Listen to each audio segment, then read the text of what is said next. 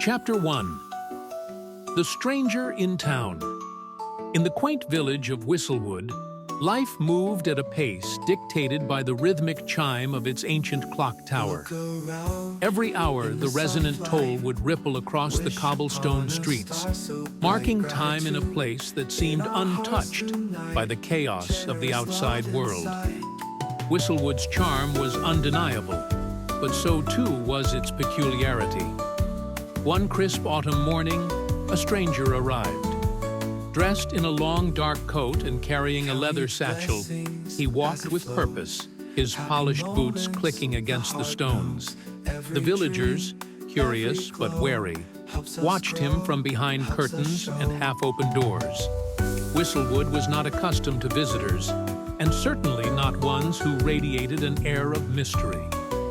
The stranger's destination became clear when he stopped before the Clockmaker's shop. The sign above the door read, "Emery's Timepieces and Repairs."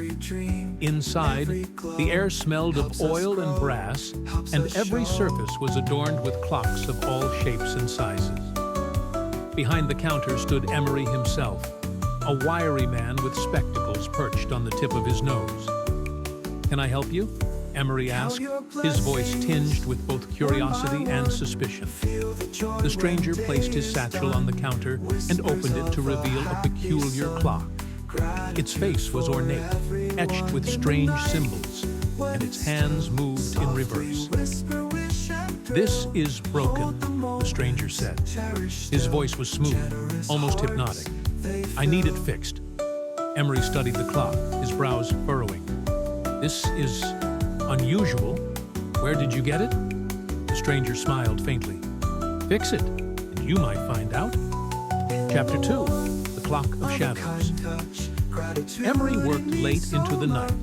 The clock's mechanisms were unlike anything he'd ever seen. Its gears seemed to shift, realign on their own, defying the laws of mechanics. Despite its complexity, Emery was determined to unravel its secrets. As he tinkered, strange things began to happen. The air grew heavy, and the shadows in the room seemed to stretch and writhe. Whispers floated on the edge of hearing, indistinct but unnerving. Emery shook his head, blaming fatigue, and continued his work. Finally, as the village clock tower struck midnight, the peculiar clock began to hum. Its hands spun wildly before settling into a steady backward motion.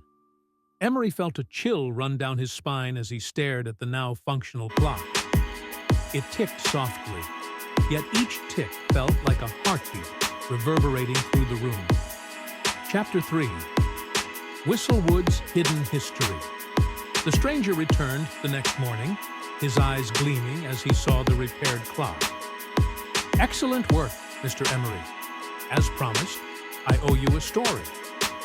He placed the clock carefully into his satchel and began to speak. "This clock was crafted long ago by a man named Alaric Venn.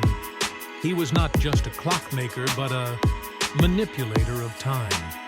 Whistlewood, as quaint as it seems, has always been at the center of something extraordinary." Emery frowned. "Manipulator of time? You're not serious." The stranger's expression darkened. "Oh, I am. Alaric's clocks were said to hold the power to alter moments, to rewrite events. But such power comes with a price. Alaric disappeared, and his creations were scattered, hidden to protect the world from their potential." Emery's skepticism wavered. "Why bring it here? Why now?"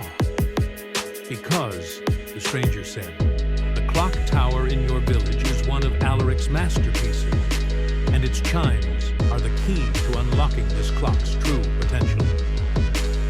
Chapter 4. Time Unbound. As the stranger's words sank in, a distant rumble shook the shop. Emery and the stranger rushed outside to find the clock tower's hands spinning wildly. The air shimmered, the villagers gathered, their faces etched with fear and confusion. "What's happening?" Emery demanded. "The clock tower is responding to Alaric's clock," the stranger said. "It's opening a rift." Before Emery could ask what that meant, the world seemed to split. A luminous crack appeared in the air, and through it, glimpses of other times and places flashed.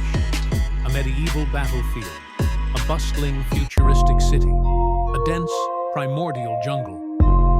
"We have to close it," the stranger said urgently. "But we'll need the clock to do it." Emery hesitated. "What happens if we don't?"